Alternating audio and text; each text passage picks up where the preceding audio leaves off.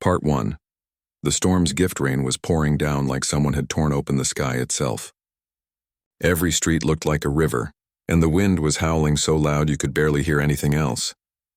In a small run-down auto repair shop at the edge of the city, a tired mechanic named Chen was finally closing up for the night. Chen was in his mid-30s, though he looked older. Years of hard work and struggling to make ends meet had carved lines into his face. His clothes were covered in oil stains, and his hands were rough from working with metal and engines all day long. He owned this tiny repair shop, but owning it didn't mean much when barely anyone came by anymore. The bigger, fancier shops had taken most of his customers. He was pulling down the metal shutter when he heard something strange. At first he thought it was just a cat or maybe the wind playing tricks, but then he heard it again, a soft crying sound coming from the alley behind his shop. Chen hesitated. It was late, he was exhausted, and tomorrow would be another long day. But something about that crying pulled at his heart. He grabbed his flashlight and walked around to the back alley, rain soaking through his thin jacket within seconds. The alley was dark and filled with garbage bins and broken wooden crates.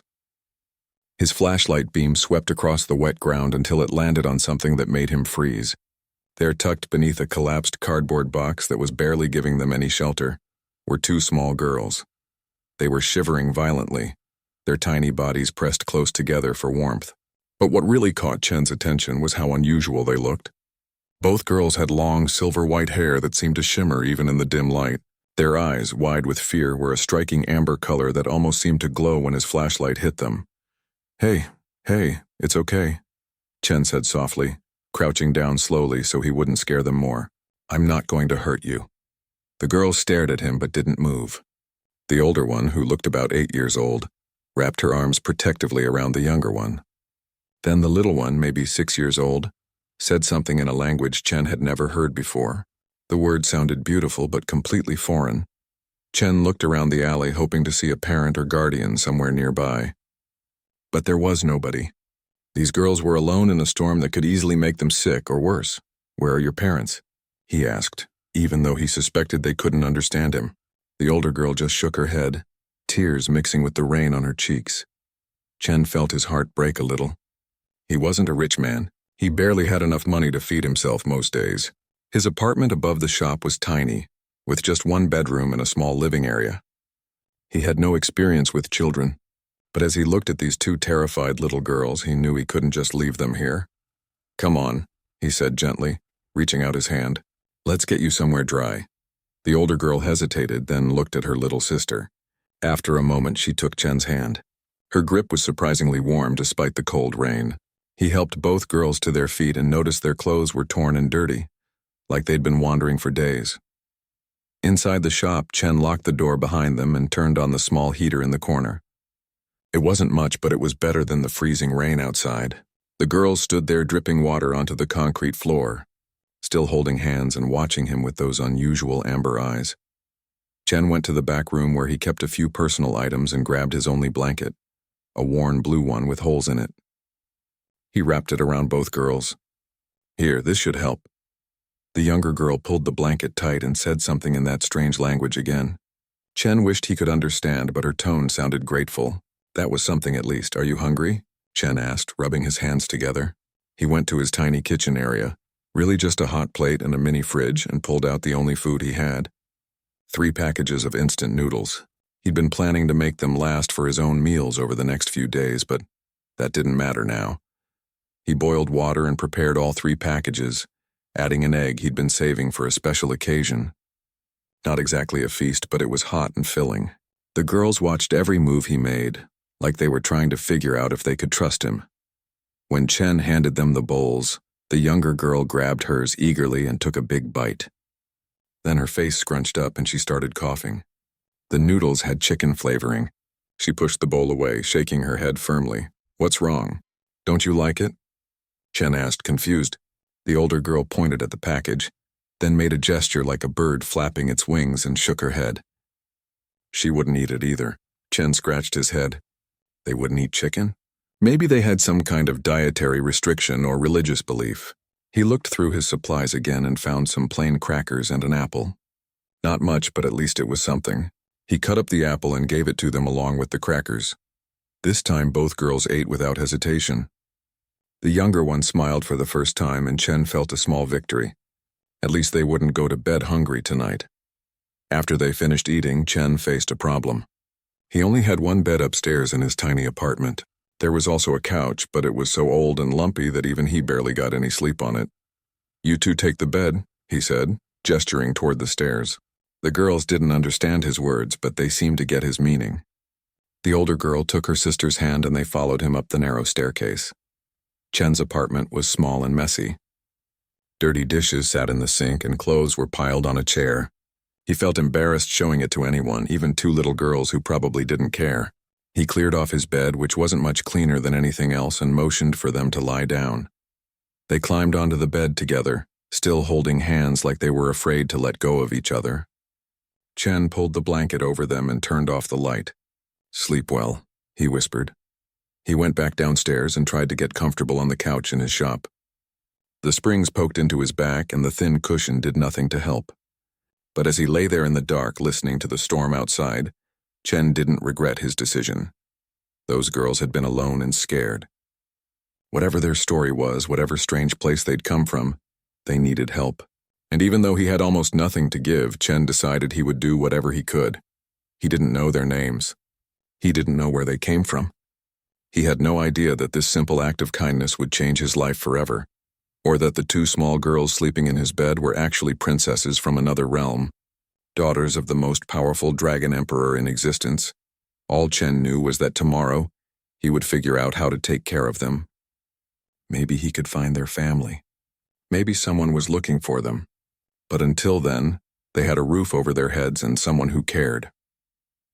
As he finally drifted off to sleep, Chen heard a soft sound from upstairs. The younger girl was crying quietly. Then he heard the older sister comforting her in that beautiful, strange language. And for reasons he couldn't explain, Chen felt like maybe, just maybe, these girls were meant to find him that rainy night. The storm continued to rage outside, but inside the small repair shop, 3 lost souls had found a moment of peace. Part 2. An Unlikely Family. 3 weeks had passed since that stormy night, and Chen's life had become completely different. The 2 mysterious girls were still with him, and somehow, he'd grown attached to them in ways he never expected. The first morning after the storm, Chen had woken up wondering if the previous night was a dream. But when he climbed upstairs, there they were, 2 small girls with silver hair curled up together in his bed like little angels. Reality hit him hard. He had 2 children to take care of now, and he had no idea where to even start. He'd tried asking around the neighborhood if anyone knew about 2 missing girls, but nobody had heard anything. He'd even gone to the local police station. But the moment the officers saw the girl's unusual appearance, that silver hair and those amber eyes, they'd given him suspicious looks and told him to come back with proper documentation. Chen had left quickly, sensing that involving authorities might create more problems than solutions. So he made a decision. Until he figured out where these girls belonged, he would take care of them himself. The language barrier had been the biggest challenge. The girls spoke in that beautiful but completely foreign tongue, and Chen only knew a few basic phrases in English beyond his native language. But children learn fast, and these 2 were incredibly smart. Chen started teaching them simple words. He'd point at things and say the name slowly. Table, chair, water, food. The older girl picked things up quickly, repeating words carefully and correcting her younger sister when she got them wrong.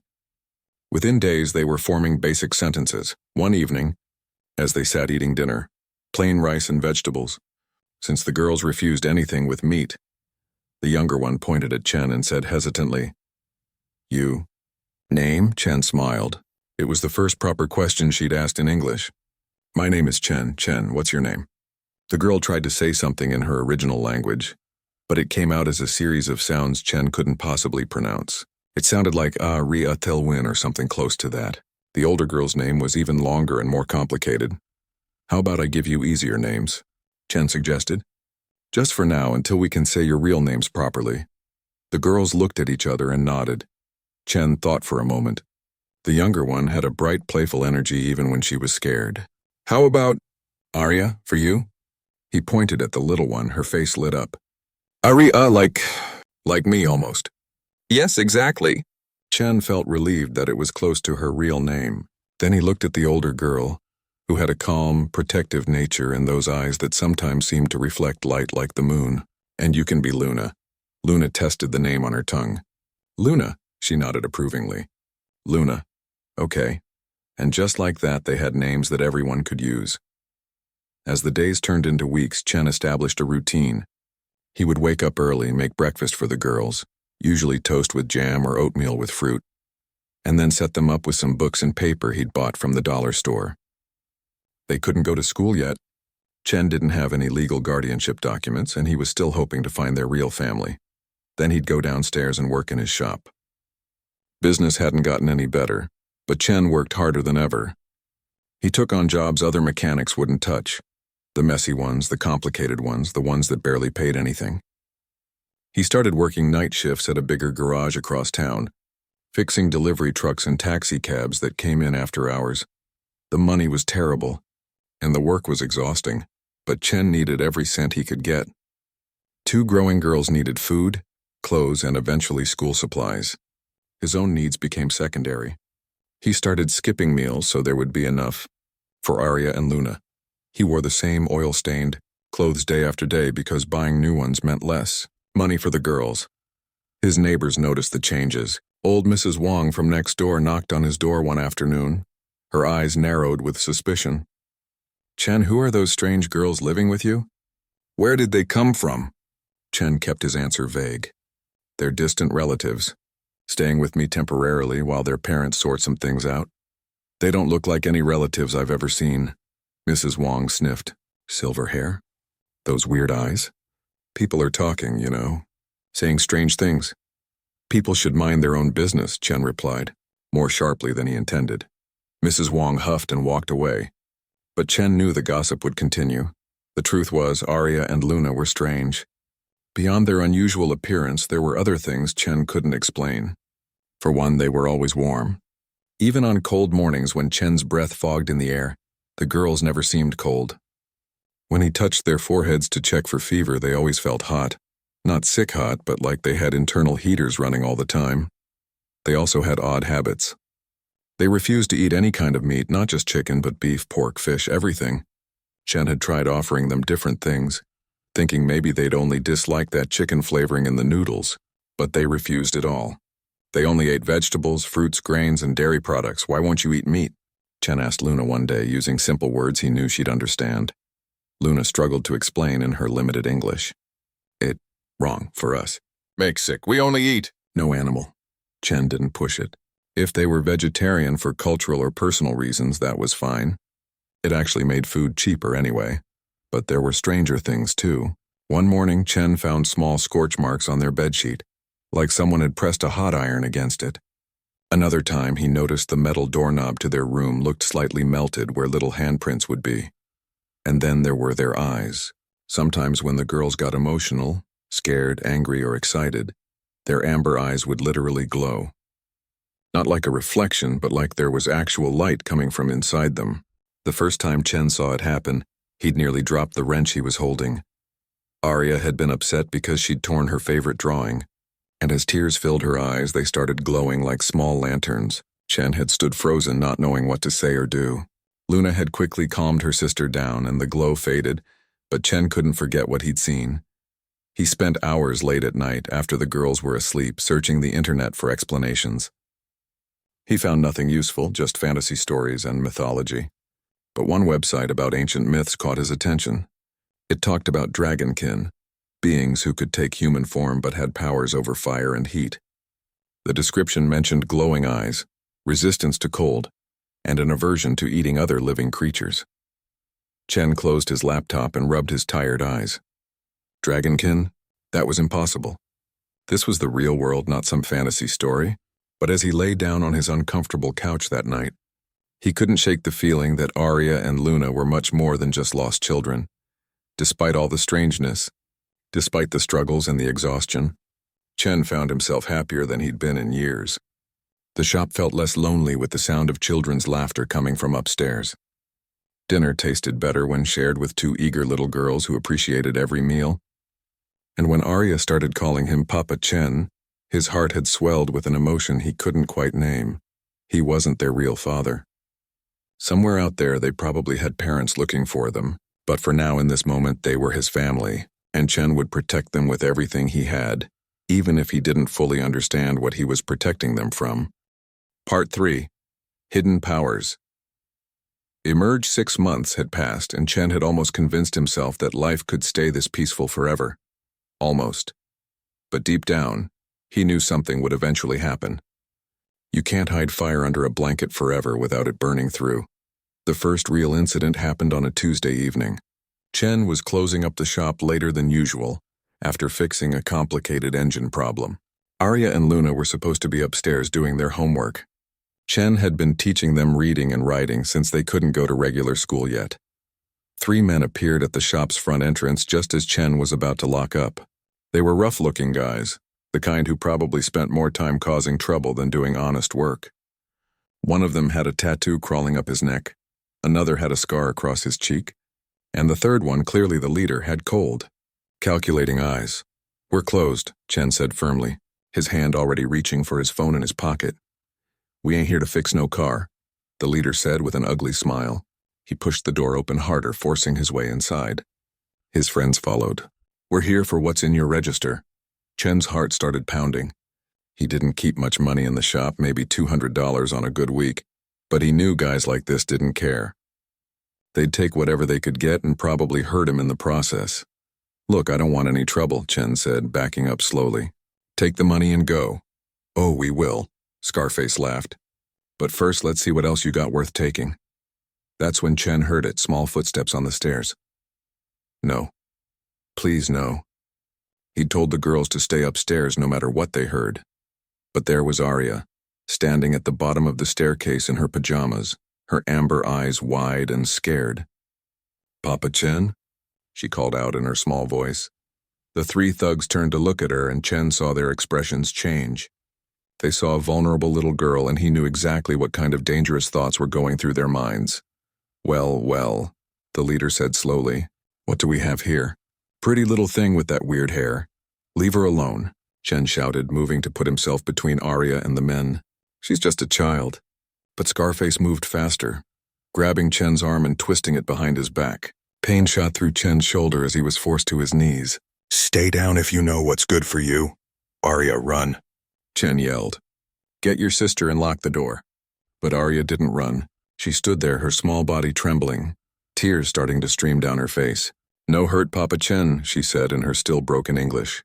"Please, no hurt him." The leader walked toward her, reaching out his hand.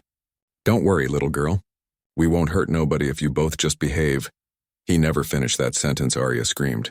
Not a normal child's scream, but something deeper, more primal, filled with terror and rage. And as she screamed, something impossible happened. The temperature in the room suddenly spiked.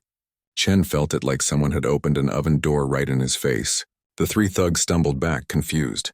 Then they looked at Arya and their faces went pale. Her eyes weren't just glowing anymore. They were blazing with golden light. Her silver hair seemed to float around her head like she was underwater. And most terrifying of all, small flames were dancing across her skin without burning her clothes or hurting her. "What the?" the leader started to say. The gun in his hand suddenly glowed red hot. He screamed and dropped it, watching in horror as the metal literally started melting on the concrete floor. The same thing happened to the knife Scarface was holding. It heated up so fast he dropped it with a yelp of pain. "She's some kind of freak," Tattooed Neck shouted. "Let's get out of here!" They ran for the door, stumbling over each other in their panic. Chen heard their footsteps pounding down the street, getting fainter and fainter until there was silence. Chen slowly got to his feet, his arm aching but forgotten. He looked at Arya, who was still standing there with tears on her cheeks and flames flickering across her small hands. She looked terrified of herself. "Papa Chen," she whimpered. I scared. I no mean to." Chen's mind was reeling. He'd suspected the girls were different, but seeing it with his own eyes was another thing entirely. Those flames, that heat, the way metal had melted like butter, none of it should be possible. But as he looked at Arya's frightened face, his racing thoughts settled on one simple truth. She was still just a scared little girl who'd been trying to protect him. Chen knelt down and opened his arms. "Come here, sweetheart." Arya hesitated, looking at her hands where small flames still danced. I hurt you? No, Chen said softly. You saved me. Come here. She ran into his arms and Chen hugged her tight. The flames on her skin faded as she calmed down, though her body still felt unnaturally warm. He heard footsteps on the stairs and looked up to see Luna standing there, her face pale and scared. Luna said something quickly in their original language, and Arya responded in the same tongue. They had a rapid conversation while Chen just held Arya, trying to process what had just happened. Finally, Luna spoke in English, her voice barely above a whisper. Papa Chen, we need to tell you something. We are not normal children. I kind of figured that out, Chen said, trying to make his voice light despite his shock. Come sit down, both of you. I think it's time we all talked. They went upstairs to the apartment and Chen made them hot chocolate, something that had become their comfort drink. The girls sat close together on the couch, holding hands like they always did when they were nervous. We remember everything, Luna started carefully, choosing her words. But we remember some things now. We are different, special, we have fire inside us, I can see that, Chen said. Are you? I mean, this is going to sound crazy, but are you human? Luna shook her head slowly. We look like human, but we are dragonkin, from different place. Not this world. Chen sat back, letting that sink in. Dragonkin, from another world. A few months ago he would have laughed at such a claim. But after what he'd just witnessed, he couldn't deny it anymore. How did you end up here? He asked. In that alley where I found you? We remember, Arya said sadly. Something bad happened. Big light. Loud noise. Then we hear, cold and scared, everything, fuzzy in our heads. But now memories coming back, Luna added. Little pieces. We remember a palace, big and beautiful, made of red stone. And someone, Chen prompted. Luna's eyes got distant. Someone looking for us. Someone very powerful, very angry. We think we have father. Real father. But we remember his face. Chen felt a cold weight settle in his stomach. If the girls had a father who was powerful and looking for them, that could mean danger. Big danger. Not just for the girls, but for anyone who had them. Listen to me, Chen said seriously, taking both their hands. What happened tonight with the fire and your eyes glowing? We can't let that happen where people can see. Do you understand? There are people in this world who would be scared of you, or worse, people who might want to use your powers for bad things. Both girls nodded solemnly. Can you control it? Chen asked. The fire, I mean? Sometimes, Luna said. When we calm. But when we're very scared or very angry, it just come out. Then we'll work on it together, Chen decided. We'll figure out how you can control your abilities. And until then, we stay careful. Stay hidden, Papa Chen, Arya asked in a small voice. You scared of us? Chen pulled both girls into a hug. Scared? No. Surprised? Yes. Confused? Definitely. But you're still my girls. Dragonkin or human or whatever you are, you're still the same Arya and Luna who eat my cooking and laugh at my terrible jokes and make this old shop feel like a home. He felt Arya relax against him, and Luna squeezed his hand tight. That night, after the girls finally fell asleep, Chen sat in the dark shop and thought about everything. He'd taken in 2 lost children to give them shelter from a storm. He'd never imagined they would turn out to be something from myths and legends, but it didn't change anything, he realized. They were still children who needed protection and love, and he was still the man who'd promised himself he'd take care of them. Whatever powers they had, whatever mysterious past they came from, Chen would face it with them. Even if somewhere out there a powerful father was searching for his lost daughters, even if danger was coming their way, because that's what real fathers do, they protect their children, no matter what. Part 4. The Emperor's search in a realm that existed beyond human understanding, beyond the normal laws of physics and reality. There was a kingdom of fire and stone. This was the Dragon Dominion, a place where mountains breathed smoke, rivers flowed with liquid gold, and the sky burned with eternal sunset colors. At the heart of this realm stood a massive palace carved from crimson stone, its towers reaching so high they touched the clouds themselves. This was the Palace of Eternal Flames, home to the most powerful being in the entire dominion, Emperor Draconos Infernus. Once, the emperor had been known as a fair ruler. Strict but just, powerful but merciful. He'd governed his realm for thousands of years, maintaining balance and peace among the Dragonkin clans. His people had loved him. His council had respected him. But that was before the tragedy. That was before everything fell apart.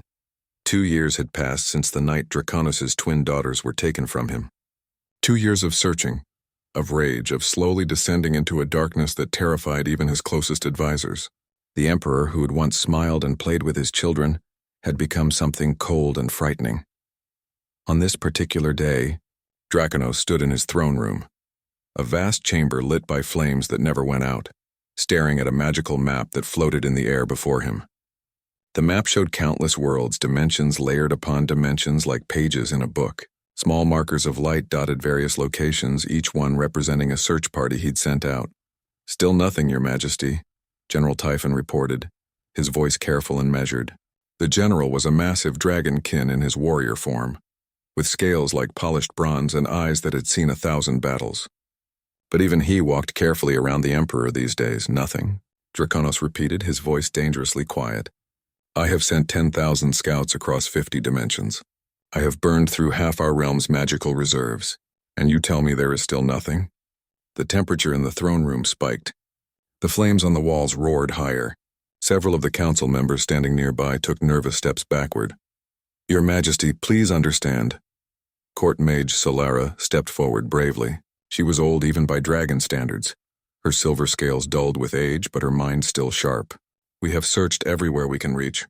Every dimension, every realm, every pocket of reality we know about. The children's energy signature simply doesn't appear anywhere." "Then search again." Draconos slammed his fist on the arm of his throne, cracking the solid stone. "Search harder. They are alive, I know it. A father knows when his children live or die, and I would feel it in my very soul if they were gone." The council members exchanged worried glances but said nothing. They'd had this exact conversation dozens of times over the past 2 years. The Emperor refused to accept that his daughters might be dead. Solara pressed on carefully. "Your Majesty, if I may, have you considered that perhaps the children's powers were suppressed? If a strong enough spell was cast during the attack, it might have sealed their abilities. That would explain why we cannot sense them." Draconos turned his burning gaze on her. His eyes, normally a deep amber like his daughter's, were now flecked with red from months of sleepless rage. "Suppressed? You mean my daughters could be out there, powerless and defenseless, and we cannot find them because of some curse?" "It's possible," Solara admitted. "The rebels who attacked that night, they had a powerful mage with them. In his dying moments, he could have cast such a spell. It would explain everything." The Emperor was silent for a long moment. When he finally spoke, his voice carried the weight of mountains. "Then we search for signs of the spell itself. We look for traces of that mage's magic. We search every dimension again, but this time we look for magical suppression marks, not just their energy signatures." "That will take even more time and resources," General Typhon warned. "Our people are already exhausted. The realm's magic reserves are depleted. Some of the search parties have been gone for 18 months without rest. I don't care." Draconos enunciated each word like it was carved from ice. "Double the search parties. Triple them if necessary. Drain every last drop of magic from this realm if we must. My daughters are out there and I will find them." The council bowed and left quickly to carry out his orders, leaving Draconos alone in the throne room. He stood and walked to a massive window that overlooked his kingdom. From here he could see the entire capital city, thousands of dragonkin going about their lives unaware of their emperor's pain. His reflection stared back at him from the polished glass. He barely recognized himself anymore. His face was harder, more angular. His eyes burned with constant fire. Even his scales had darkened, turning from bright crimson to a deep, angry red that was almost black. "Where are you, little flames?" he whispered, using the nickname he'd given his daughters when they were just babies. "Where did that cursed mage send you?" He thought back to that terrible night, replaying it in his mind for the 1,000th time. It had been a celebration, his daughter's birthday. The palace had been filled with joy and laughter. Arya had been showing off her new ability to create flame sculptures, making little firebirds that flew around the room while Luna clapped and cheered. Then the attack came. Rebels who'd been planning their strike for months, who'd somehow bypassed all the palace defenses. They'd been after leverage, hoping to use the Emperor's daughters to force him to change his policies. Draconos had responded with overwhelming force, but in the chaos of battle, one of the rebel mages had grabbed the girls. Draconos had killed that mage, burning him to ash. But in his dying breath, the mage had spoken words in an ancient tongue and created a blinding explosion of light. When the light faded, the girls were gone, simply vanished as if they'd never existed. The entire rebel stronghold had been destroyed within hours. Draconos had personally led the attack, showing no mercy. But his daughters were nowhere to be found. Not in the rubble. Not in any hidden chambers. They'd simply disappeared. At first, his council had assumed the girls were dead, taken in that magical explosion. But Draconos refused to believe it. He could still feel them somehow, like an echo in his heart. They were alive. They had to be. But as months turned into years, even his most loyal supporters began to doubt. They whispered in the corridors that the Emperor had gone mad with grief. They said he was obsessed, that he'd let his personal tragedy blind him to his duties as ruler. They weren't entirely wrong. Draconos knew he'd changed. He'd become harsher, quicker to anger, less forgiving of mistakes. His judgments were severe, his punishments strict. The dragonkin who'd once loved their emperor now feared him instead, but he didn't care about any of that. All that mattered was finding Arya and Luna. Everything else was just noise. A knock on the door pulled him from his thoughts. "Enter," he commanded. Solara came in, bowing deeply. "Your Majesty, I have consulted the ancient texts as you requested. There are 17 known dimensions that our standard search magic cannot reach. Realms protected by natural barriers or too primitive to register on our magical sensors." 17? Draconos turned sharply. "Why wasn't I told about these before?" "Because they were deemed unlikely, Your Majesty. These are weak realms, places with little to no magic. Most of them don't even know magic exists. We assumed the rebel mage wouldn't send the princesses somewhere so mundane." Draconos felt a surge of hope for the first time in months. But if he wanted to hide them completely, where better than a realm without magic? A place where their powers would be suppressed naturally, where we wouldn't think to look. Solara nodded slowly. "That is actually sound logic, Your Majesty. Which of these 17 dimensions have we checked?" "Only 3, Your Majesty, and those were cursory searches done early in the investigation, before we developed better scanning methods." Draconos felt something burning in his chest. Not anger this time, but hope. Dangerous, painful hope. "Mobilize new search teams immediately. I want those 14 unchecked dimensions searched thoroughly. Start with the ones most recently passed by our scouts. Look for any trace of my daughter's suppressed powers or not. It will be done, Your Majesty." Solara hesitated.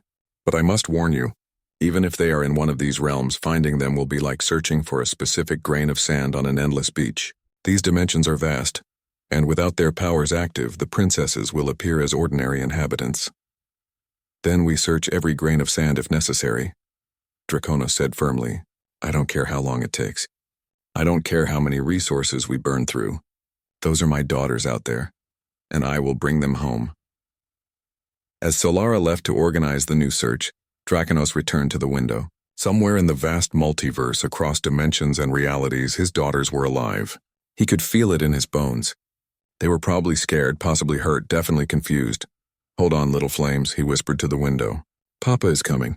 No matter how long it takes, no matter where you are, I will find you." What the Emperor didn't know was that his daughters were indeed in one of those weak, magicless dimensions. A place called Earth, in a small city, living above a rundown auto repair shop with a poor mechanic who loved them more than anything. And his search parties were getting closer. Part 5. The hunters arrive. It was Arya's 9th birthday, and Chen had been planning this day for weeks. He'd saved every spare dollar he could, skipping lunches and walking to work instead of taking the bus. The result was a small chocolate, cake from the discount bakery, and 2 second-hand dolls he'd found at a thrift store. The dolls weren't perfect. One had a slightly faded dress and the other was missing a shoe, but Chen had stayed up late the night before making them new clothes from fabric scraps. He wasn't great at sewing, but he'd tried his best. "Papa Chen, this is most beautiful cake ever," Arya squealed when she saw it that evening. Her English had gotten so much better over the past 2 years. Sometimes Chen forgot these girls had barely been able to speak the language when he first found them. "Make a wish before you blow out the candles," Chen said, smiling at her excitement. Luna stood beside her sister, equally delighted.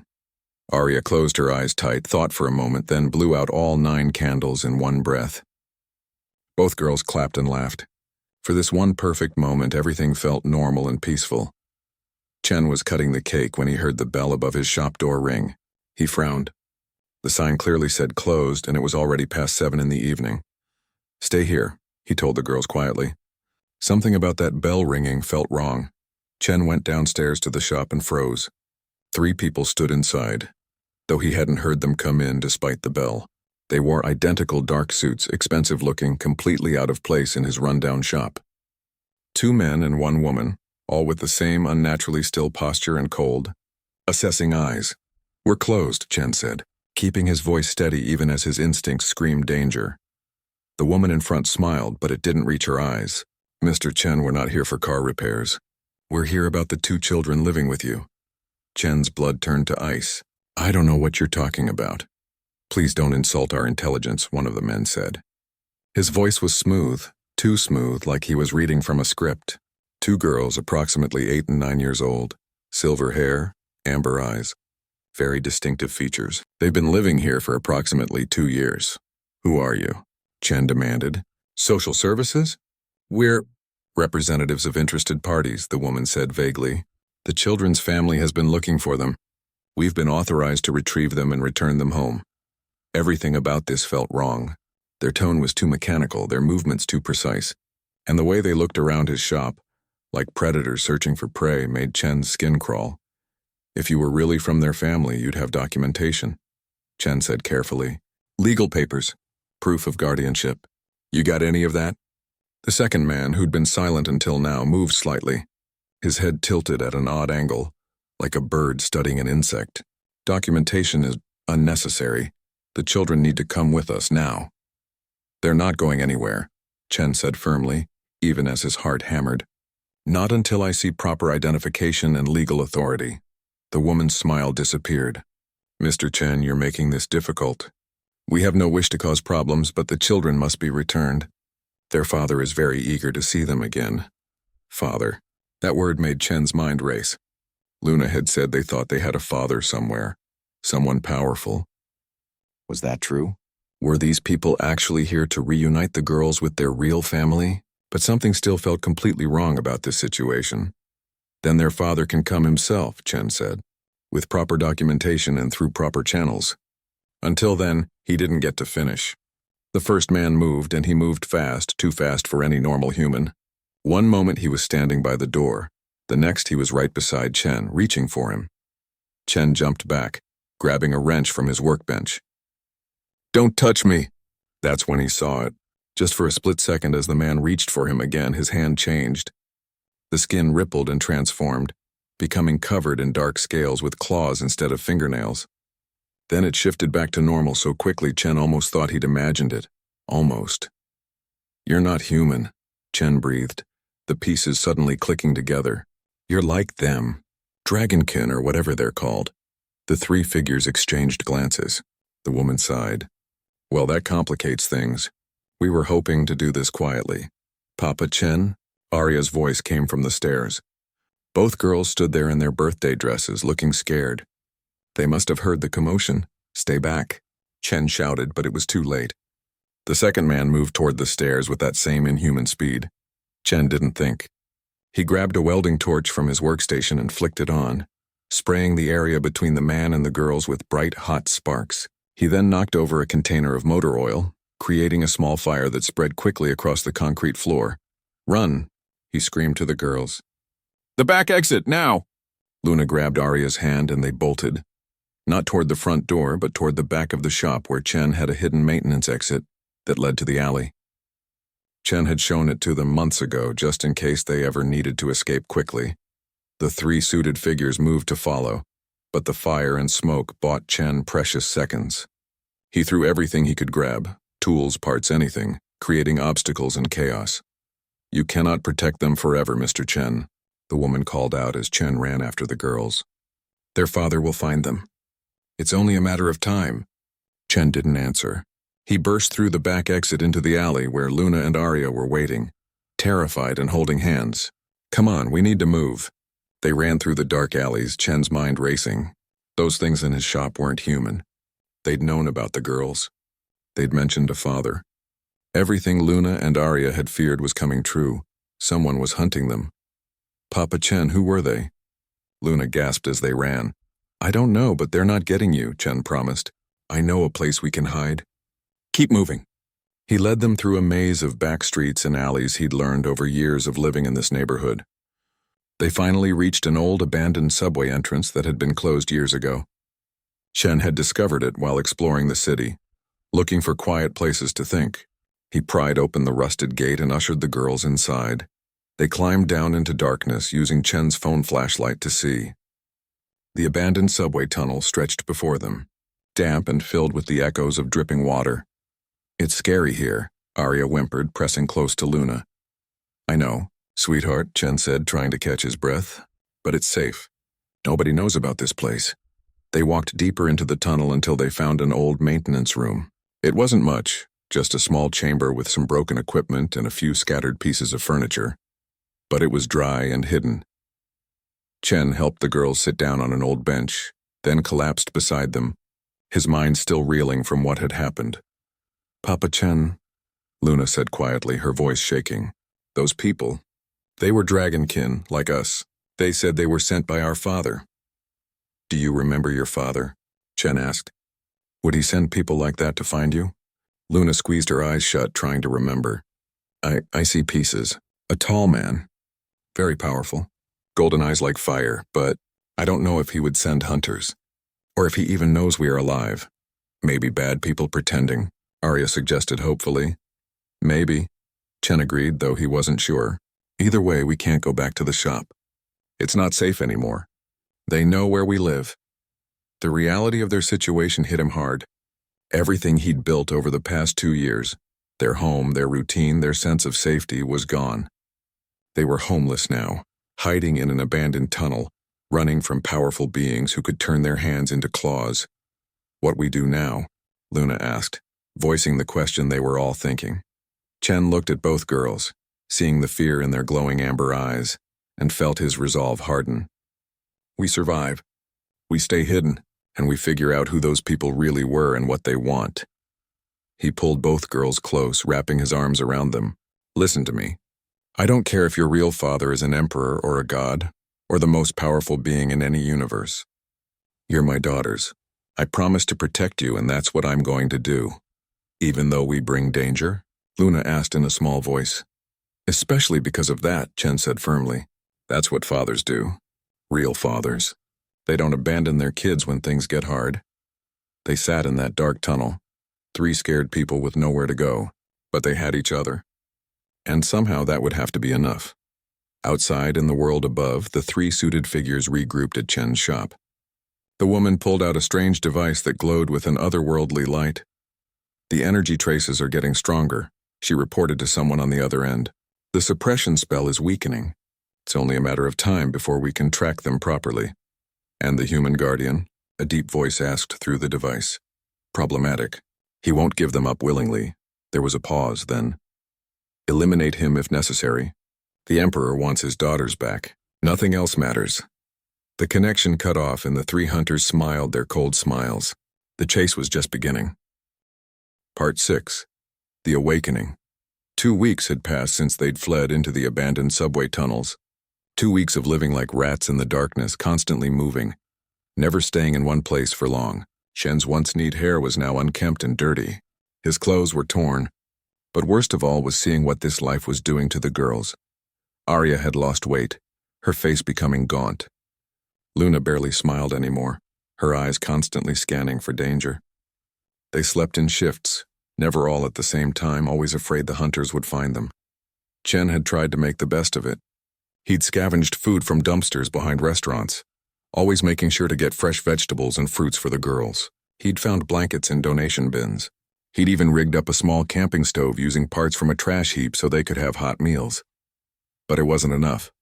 This wasn't living, it was barely surviving. Papa Chen, I'm sorry, Luna said one morning as they huddled around their tiny stove, warming their hands. This all our fault. If we just go with those people, you can have normal life back. Don't you dare say that, Chen said firmly. This isn't your fault. You didn't ask to be hunted. You didn't ask for any of this. But we bring danger to you, Arya said sadly. Maybe they stop looking if they find us. And maybe they'll do something terrible to you, Chen countered.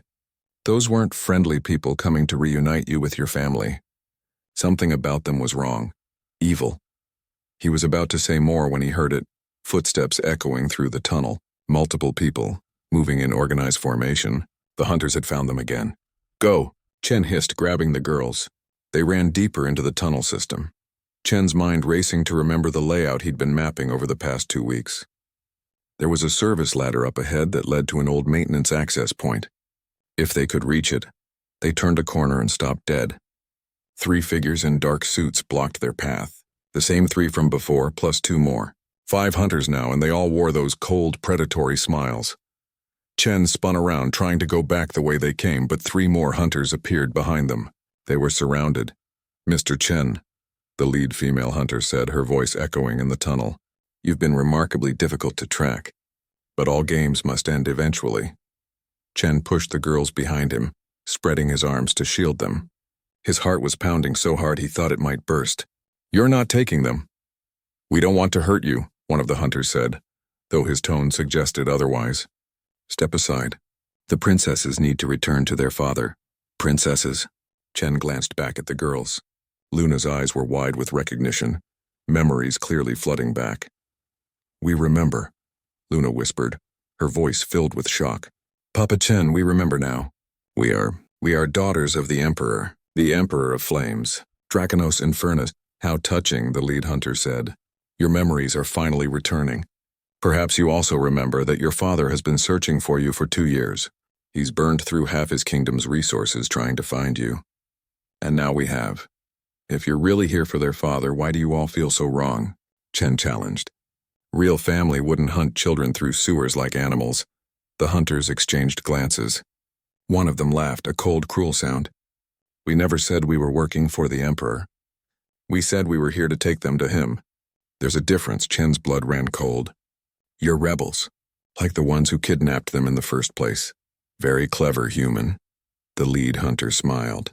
The Emperor destroyed our faction, yes, but we rebuilt, and now we have a second chance to take what will give us leverage over the most powerful being in the Dragon Dominion.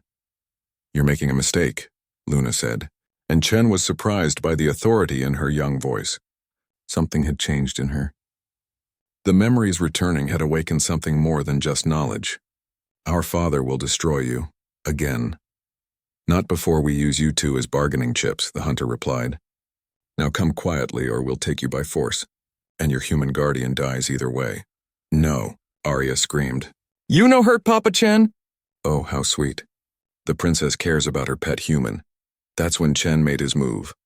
He'd been slowly reaching into his jacket pocket, and now he pulled out the only weapon he had, a canister of pepper spray he'd bought weeks ago. He sprayed it directly into the nearest hunter's face. The hunter screamed and stumbled back. In the chaos, Chen grabbed both girls and ran for a narrow side passage he'd spotted earlier. Too small for adults, but maybe large enough for him and 2 small girls. They almost made it.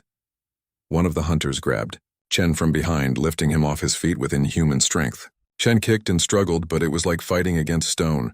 The hunter threw him hard against the tunnel wall, and Chen felt something crack in his ribs. Pain exploded through his chest. Papa Chen. Both girls screamed. Chen slid down the wall, gasping for air. Through blurred vision, he saw the hunters closing in on the girls. Luna stood in front of Arya, trying to protect her younger sister, but she was just a 10-year-old child. What could she do against trained warriors? Don't hurt them, Chen wheezed, tasting blood. Please, they're just kids. One of the hunters kicked him hard in the side, right where his ribs were already broken. The pain was so intense Chen nearly passed out. Papa Chen. Luna's scream was filled with more than fear now. It was filled with rage, pure, burning rage. And that's when everything changed. The temperature in the tunnel spiked so dramatically that even the hunters stopped and looked around in confusion. Luna's eyes weren't just glowing anymore, they were blazing like twin suns. Her silver hair lifted around her head, moving in a wind that shouldn't exist underground. You hurt Papa Chen, she screamed, and her voice echoed with power that shook the walls. You hurt him! Flames erupted from Luna's body, but not the small, controllable flames she'd shown before. These were massive, angry torrents of fire that took the shape of something huge and terrible. A dragon's silhouette formed in the flames, just an outline but massive, with wings that seemed to stretch forever. The hunters stumbled backward, their confident expressions turning to shock and fear. "Impossible," the lead hunter gasped. "The suppression spell, it shouldn't be broken yet." "You will not touch my father," Luna roared, and the dragon of flames surged forward. The hunters scattered, running for their lives as the fire chased them through the tunnels. Their screams echoed back long after they disappeared into the darkness. The flames around Luna slowly died down, and she collapsed to her knees, breathing hard. The dragon silhouette faded away like smoke. Arya ran to her sister, catching her before she fell completely. Chen tried to stand, but the pain in his ribs was too much. He slumped back against the wall, coughing. Both girls crawled over to him, tears streaming down their faces. "Papa Chen, we're so sorry," Arya sobbed. "Are you hurt bad?" "I'm okay," Chen lied, though every breath felt like knives. "Are you two safe?" "We safe because of you," Luna said, her voice shaking. "You always protect us. Even when we bring danger, even when you get hurt." Chen managed a weak smile. "That's what fathers do." "Papa Chen," Luna said urgently, taking his hand. "We remember everything now, everything, our real names. Our kingdom, our other father." "Tell me," Chen whispered, needing to understand. Luna took a shaky breath. "Our birth father is Draconos Infernus, the Emperor of Flames. He rules the Dragon Dominion, a whole dimension of dragonkin. We are his daughters, princesses. 2 years ago, rebels attacked our kingdom. They tried to kidnap us to use against our father. In the fight, a mage cast a spell, and we ended up here, in this world, with no memories and no powers. The spell must have been suppressing our abilities," Arya added, "making us forget who we were. But the more time passes, the more it weakens. That's why my powers leaked out when those men attacked the shop, and why Luna's full power broke through just now." Chen processed this, each word feeling heavy. "So you're royalty. From another dimension. Your real father is an emperor who's been searching for you." Both girls nodded. "And those hunters, they're rebels who want to use you against him." "Yes," Luna confirmed. "But Papa Chen, there's something you need to understand. Our birth father, he loves us. We remember that now. But he also rules an empire. We were princesses raised to be proper and perfect. Every move we made was watched. Every mistake was corrected. We were loved, but we were also controlled. But you," Arya said, squeezing Chen's hand gently, carefully avoiding his injured side. "You loved us when we were nothing. When we had no power, no title, no special name. You gave us real family. Not royal family, real family." Tears ran down Chen's face, though whether from pain or emotion he couldn't tell. "You're still my daughters. I don't care if your real father is an emperor. I don't care if you're princesses. You're still my Arya and Luna. And you're still our Papa Chen," Luna said firmly. "But now we have to make a choice." "What choice?" Chen asked, though he thought he knew. "Our powers are awakening," Luna explained. "That means our birth father's scouts will be able to sense us soon. Maybe in days, maybe in hours. They'll come for us. And when they do," she didn't finish, but Chen understood. When the real emperor came with his armies and his power, what could one poor mechanic do to stop him? How could Chen possibly keep these girls? Part 7. The emperor's arrival. Chen managed to get the girls to an old abandoned warehouse on the edge of the city. His ribs screamed with every step, but he pushed through the pain. They needed shelter, and the tunnels were no longer safe. The warehouse at least had 4 walls and a roof, even if half of it had collapsed years ago. He made a small camp in one corner, using cardboard boxes and old tarps to create a somewhat comfortable space for the girls.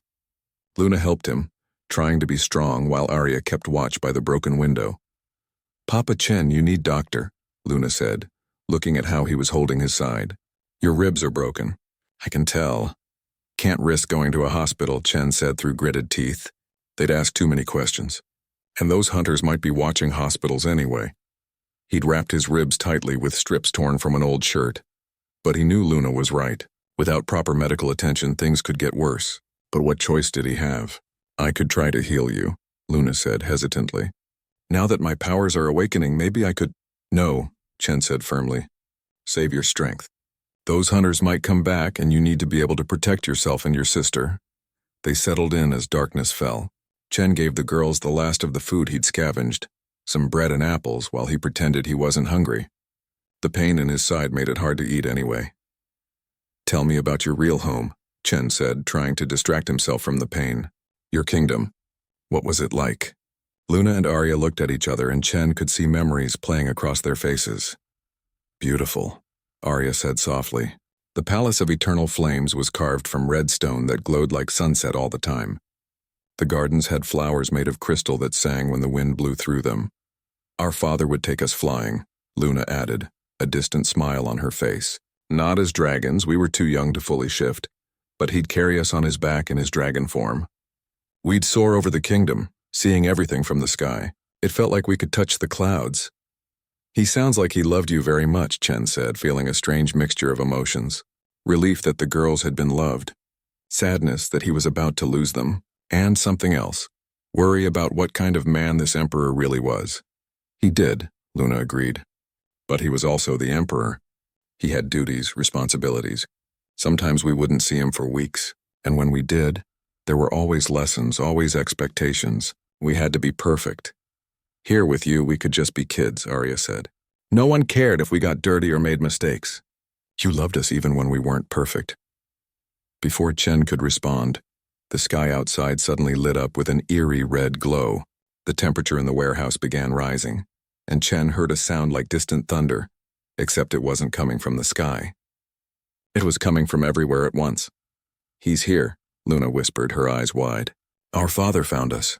Chen struggled to his feet, ignoring the protest from his ribs. Through the broken warehouse windows, he could see the sky itself seeming to crack open. Red lightning split the darkness, and the clouds swirled in impossible patterns. Then he saw it. A massive shape descending from the tear in reality. A dragon so enormous it blocked out the stars. Its scales were the color of molten metal, and flames danced along its body like a living cloak. Its eyes, golden and fierce, swept across the city below. People would be seeing this. Cars were stopping on distant highways. The entire city must be witnessing this impossible sight.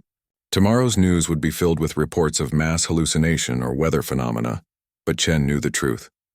This was the Emperor of Flames arriving to reclaim his daughters. The dragon landed in the empty lot in front of the warehouse with an impact that shook the ground. Cars in nearby streets had their alarms triggered. Windows cracked from the force, and then the dragon began to change. Chen watched in awe as the massive creature shimmered and transformed, shrinking down into a humanoid form. When the light faded, a tall man stood where the dragon had been. He was imposing, easily 7 feet tall, with long crimson hair that seemed to move like fire even without wind. His skin had a bronze tone with faint scale patterns visible along his arms and neck. He wore robes that looked like they were woven from flame itself, and his eyes, those golden eyes that matched his daughters, burned with intensity that made Chen want to look away. Emperor Draconos Infernus had arrived. The Emperor strode toward the warehouse, and Chen heard Luna and Arya behind him breathing fast with mixed fear and hope. They wanted to run to their father, but they were also afraid. 2 years had changed them. Chen stepped forward, positioning himself between the Emperor and the girls, even though he knew it was pointless. What could he possibly do against a being who could transform into a dragon? Draconos stopped a few feet away, his towering form making Chen feel impossibly small. Those golden eyes studied Chen for a long moment, and the Emperor's expression was unreadable. "You," Draconos said, his voice deep and carrying the weight of centuries. "You are the human who sheltered my daughters." "I am," Chen said, trying to keep his voice steady despite his terror. His ribs throbbed with each breath, but he stood firm. "Step aside," the Emperor commanded. "My daughters are returning home with me now." "Are they your daughters?" Chen asked, surprising himself with his boldness. "Or are they your subjects?" Draconos' eyes flared with anger, and the temperature around them spiked. "How dare you question me, mortal? You know nothing of what I've endured searching for them. 2 years of agony, thinking they might be dead. 2 years of burning through dimensions, of sacrificing everything to find them. I know what it's like to care for them." Chen shot back. "I know what it's like to go hungry so they can eat. To work 3 jobs so they have a warm bed. To put their happiness above everything else. Do you?" The Emperor took a threatening step forward, flames beginning to dance around his clenched fists. "You dare claim to understand fatherhood? You who has known them for barely 2 years? I am their father. I raised them from birth. They are of my blood, my fire, my legacy. They're not your legacy, Chen said, his voice rising despite the pain in his ribs. They're people, children. They have their own dreams, their own feelings. They're not tools for your empire. Enough. Draconos roared, and the flames around him exploded outward. Chen stumbled back from the heat, his skin burning. You are a nothing. A poor, powerless human who has no right to speak to me this way. My daughters are princesses. They belong in a palace, not hiding in filth because of your inadequacy to protect them. At least I never made them afraid to be themselves. Chen shouted back even as he knew he was pushing too far. At least they knew I loved them for who they are, not what they're supposed to be. Draconos moved forward, his hand raised, fire gathering around his palm. Chen knew he was about to die. He'd pushed too far, challenged an emperor, and now he would pay the price. He closed his eyes, ready for the end. Stop! Two voices shouted in unison. Chen opened his eyes to see both Luna and Arya standing between him and their father, their arms spread wide to protect him. They were tiny compared to the emperor, like flowers trying to shield against a storm, but they stood firm. Father, please, Luna said, her voice shaking but determined. Don't hurt him. Draconos stared at his daughters, and for the first time his expression wavered. Step aside, Luna. This human has disrespected your father and your heritage. He must be punished. He saved us, Arya cried out. When we were lost and scared, when we had no one, he took care of us. I would have taken care of you if I could have found you. Draconos' voice cracked slightly. Do you think I wanted you to suffer? I searched everywhere. I burned through half my kingdom's magic reserves trying to locate you. We know, Father, Luna said more gently. We remember now. We remember you. We remember your love. But we also love Papa Chen. He's our father, too. The Emperor's face twisted with confusion and anger. Father? You call this human your father? Yes, both girls said together. You already have a father. Draconos exploded. Me? I am your father! I am the Emperor of Flames. My blood runs through your veins. This mortal is nothing. He's not nothing, Arya said, tears streaming down her face. He's the one who loved us when we were nothing. When we had no power, no memory, no royal name. When loving us only brought him hardship and danger. Luna stepped closer to her father, looking up at him with those eyes so much like his own. Father, we love you, we do. But Papa Chen loved us differently. He loved us because of who we are, not what we are. Draconos looked between his daughters and the injured human they were protecting. His mind was reeling. He'd imagined this reunion thousands of times. In his imagination, his daughters would run to him with joy, crying with relief at being rescued. They would return to the palace and everything would go back to normal, but they weren't running to him. They were standing between him and this poor mechanic protecting the human from their own father. And worst of all, he could see it in their eyes. They were afraid of him. Not just respectfully afraid of his power, but genuinely fearful of his anger. When had his daughter started looking at him like that? Do you fear me? Draconos asked quietly, the flames around him dying down. Luna looked away. That was answer enough. The Emperor felt something crack inside his chest, not physical pain,